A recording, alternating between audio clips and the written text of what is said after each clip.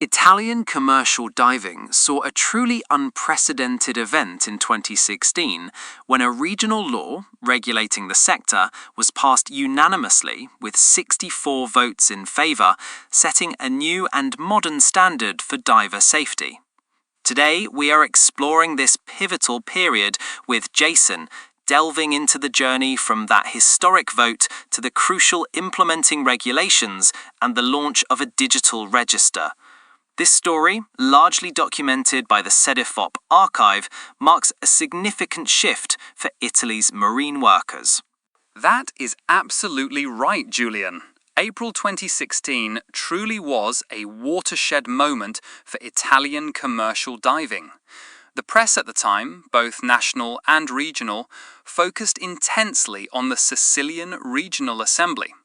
On 21 April 2016, Bill number 917 was approved with all 64 deputies present voting in favour. This unanimous decision officially brought Regional Law number 7 into being. Unanimous approval for such a specific piece of legislation is quite remarkable. What made this law so significant that it garnered such overwhelming support and headlines like, quote, "Sicily sets an example in Europe," end quote? The law was genuinely innovative for Italy. For the first time, it mandated the use of surface supply systems with umbilical cables in commercial job sites, superseding the previous reliance on self-contained underwater breathing apparatus, or scuba. This brought Italian standards into line with IDSA, the International Diving Schools Association, defining clear inshore and offshore operational levels. Crucially, it also laid the groundwork for a digital register to map and certify professionals in the industry. So, it was a massive leap forward in safety and professionalization, but a law on paper is one thing. Translating that into concrete administrative action, especially in an industry with established practices, must have presented considerable obstacles. Precisely. The approval of the law was the result of a collective effort, bringing together institutions, safety experts, and training bodies. However, what followed was an equally complex phase: the transition from legal principle to concrete administrative execution.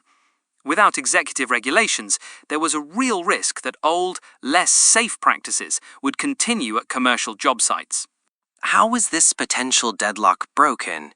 Given the complexity of bureaucratic processes, I imagine it needed sustained effort. It certainly did. The CEDIFOP archive contains 161 articles from 2016 to 2018, which illustrate the meticulous work undertaken to urge and collaborate with the regional bodies to accelerate the drafting of implementing decrees. CEDIFOP, through informational notes, press releases, and contributions to labour news portals, continuously advocated for the prompt completion of this bureaucratic process. Their primary goal was to ensure that training compliant with international standards would start as soon as possible, allowing young divers to fully benefit from the new law's protections. So, this wasn't just a passive waiting game. There was active advocacy to ensure the law's spirit became its reality. What was the decisive breakthrough on the administrative level? That came on 12 October 2018 with the issuance of Decree of the Region Number 31. This decree constituted the formal implementing regulation of Regional Law 07/2016. Articles 10.1 and 10.2 of this decree were particularly significant, as they precisely defined the organisation of standardised training pathways and regulated registration in the new digital register of commercial divers. And with that, the vision of a modern, regulated diving industry began to materialise. How did the digital register then transform the sector? The activation of the digital register, hosted on the portal of the Department of Family, Social Policies and Labour, truly completed the evolution of the system. It marked a definitive shift from old, locally registered practices to a public, transparent and centralised digital platform. This new system was capable of certifying genuine inshore and offshore competencies according to the international criteria first envisioned years before in Rotterdam. So, by the end of 2018, Italy had moved from a pioneering regional law to a fully implemented system.